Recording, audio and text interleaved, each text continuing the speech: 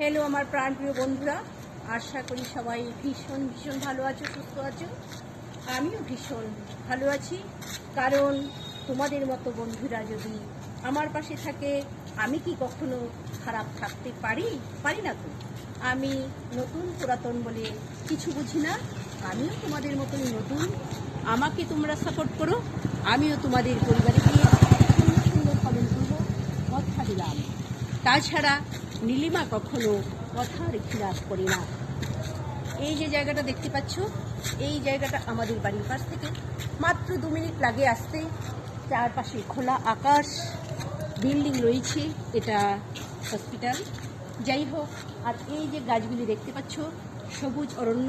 আমার মনটা যখন খারাপ থাকে তখন আমি এই সবুজ অরণ্যের সাথে কথা বলতে আসি, কিছুক্ষণ বসে থাকি, হাঁটাহাঁটি করি, তখন আমার মনটা ভীষণ ভালো হয়ে যায়।